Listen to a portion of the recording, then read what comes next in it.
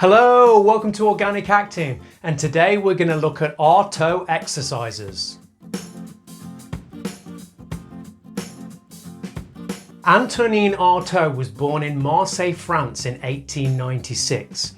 He was a dramatist, poet, visual artist, actor and director who suffered with health problems since childhood. He suffered from nerve damage and meningitis, and even in his adolescence, depression. When he was 17, he had a full-blown breakdown, so his parents committed him to a sanatorium. There he was prescribed opium, which began a lifelong addiction to narcotics. Without drugs, he found his life was overcome with paranoia and anguish. These things really informed his work. In 1925, Artaud became a prominent figure in the Surrealist movement. Surrealism wanted to get away from the norms of artistic expression. It wanted to move away from what was literal by exploring dreams, by exploring the subconscious, by exploring nightmares. It was through this development that Artaud started to question the validity of text, the validity of the written word. He felt that words really couldn't do justice to the human experience. How can you use words to represent what love is, or what anguish is, or what it means to be born, to live, to die? Words are just useless when it comes to really exploring the human condition, exploring anguish and torment. In 1931, Artaud saw a troupe of Balinese dancers and was struck by how they could communicate with their bodies, with their rhythm, through sounds, movement. Rather than words, they used costume, they used music, and he really was struck by how effective this was, and he wanted to incorporate that into his theatre. And this is how we start to get into the definition of Artaud's Theatre of Cruelty. His theatre wasn't just cruel as we know it, or as we define the word, but it was a cruel, physical way to end text's dominance over the theatre. He said that contemporary theatre was boring. It was outright boring. It should be something more magical. It should be more transformative. It should really attack the audience. In a similar way to Brecht, he wanted people to make change. He wanted people to make change in their own lives, but it should be an assault. It shouldn't be just this boring thing where people stand on a stage and fire text at each other, speak words to each other. Theatre was capable of so much more.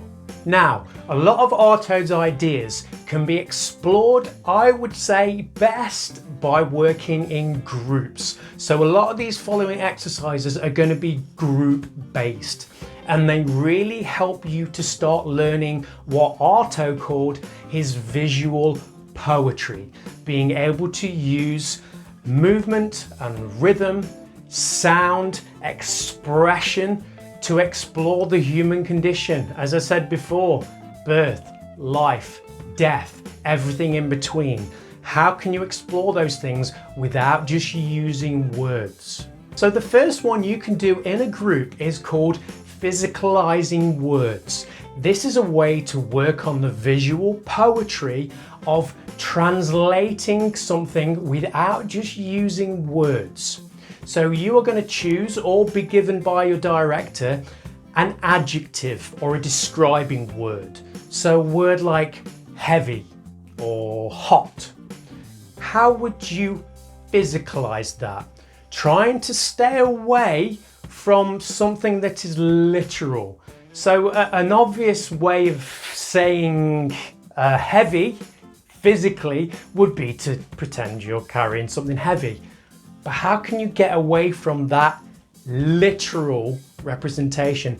How could you show weight? How could you show heaviness in your body and use the visual poetry to tell that?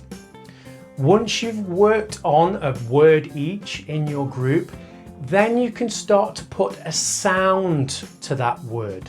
So what sound would go with the word heavy? It can be an expression. It doesn't need to be a word, but it perhaps shouldn't be a word at this stage, but an expression of how would heavy translate verbally into a sound? So you're putting the sound with the action, trying to stay away from what is literal. The next one is group greetings. In this exercise, you and your group will move around the space. And as you encounter other members of the group, you are going to politely greet them, but without words. You are going to use your body language and a sound, a non-literal sound. So no words of hello or how are you, just a sound. You're being polite at this stage. You like everyone in the room and you are pleased to meet them. After a minute or 2 minutes of doing this, the next time you meet someone and the person after that and the person after that, this emotion turns into love. You love that person. How does that affect your body? How does that affect the sound you are making? Love will then eventually turn into adoration. You adore that person. How does that affect your body? What sounds are you making? Keep on adding the emotion more and more and more. Experiment. Don't be afraid of going too big or too loud. Eventually, adoration will turn into hatred. You hate that person. You do not want to be anywhere near that person. You hate them. Still only using sounds, using your physicalisation. Then eventually you are revulsed by that person. You cannot stand to be within 20 feet of that person. How is that going to affect you physically? What sounds are you going to make? And then you can take it back to any one of these levels, any one of these feelings or emotions. Go back to the physicalisation you were using, go back to the sounds that you were using, but then you can introduce, this is where it gets interesting, this is where you can introduce a hello. So the word hello. But using hello with the physicality and with the sound that you found for that emotion. So here you have some text, and Artaud did use text in his Theatre of Cruelty. You've got text, but you are flipping it by adding the sound and the physicalisation to it. So how can you experiment with those different levels and those different emotions? You're getting a bit more surreal here. This next exercise is called symbolism. So here you are as individuals going to be given a word or choose a word which represents the human condition. So you could choose loneliness, you could choose love, you could choose frustration, and you're going to explore that word as before with your physicalisation, trying to stay away from norms or what is obvious. But now you can start to use some of the other elements from Theatre of Cruelty, going back to Artaud's influence with the Balinese dancers. So how can you use chanting perhaps? How can you use sounds such as breathing? How can you use rhythm? Could you use anything else, any other stimuli such as masks or maybe costume?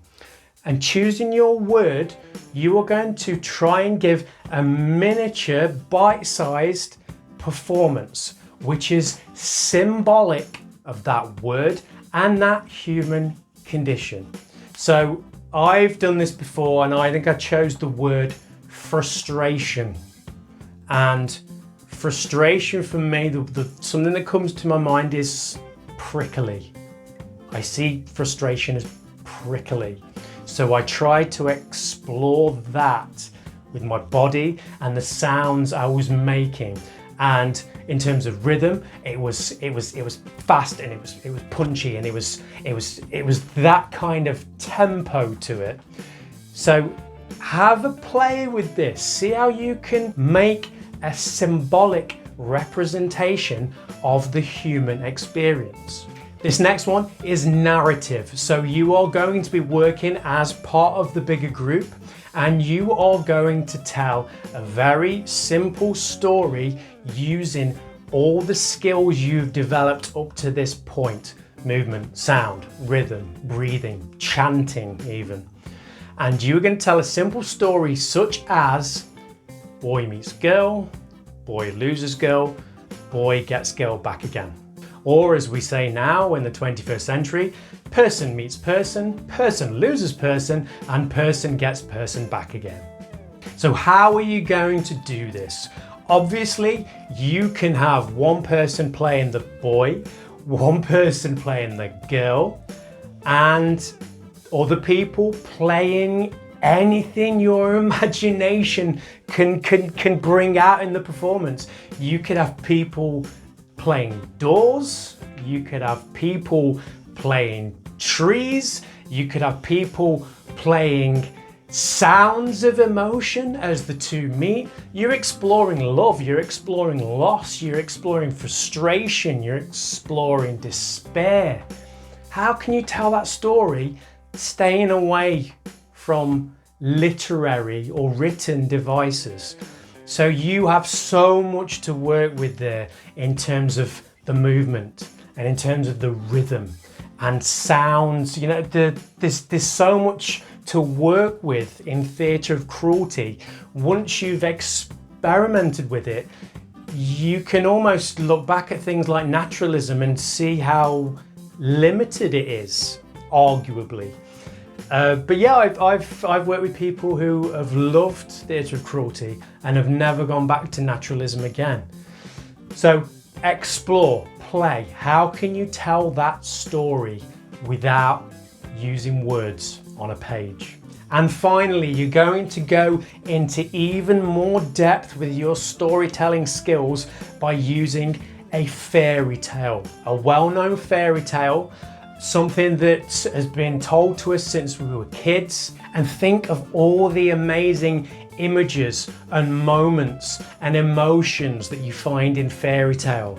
Look at Hansel and Gretel, if you were to choose that. Hansel and Gretel, who go into the woods, into the forest, and leave the trail of breadcrumbs, and the birds eat the breadcrumbs, and they're lost in the forest. What does it mean to be lost? What is the emotion behind that? How can you explore that visually with sound as well? What about to be imprisoned? When they're imprisoned by the witch, they're going to get eaten by the witch. How can that be explored? If you're interested in Artaud and the Theatre of Cruelty, I urge you to read as widely as you can. Obviously, these videos are very bite-sized. I don't want to give you too much biography. I just want to give you some practical examples. But if you are interested, go out and read about Artaud. Go and see some shows that are based on Theatre of Cruelty. Go on YouTube and type in Artaud Theatre of Cruelty. There's plenty of examples on there, plenty of weird and wonderful examples. That's the best thing about theatre. You have to try a little bit of everything, sample as much as you can. Is this your first encounter with the Theatre of Cruelty? Are you an Artaud expert? Let me know in the comments below. As always, if you've liked this video, give me a like, subscribe, share it. I really do appreciate it. I've been Chris, and I'll see you next time. Bye bye.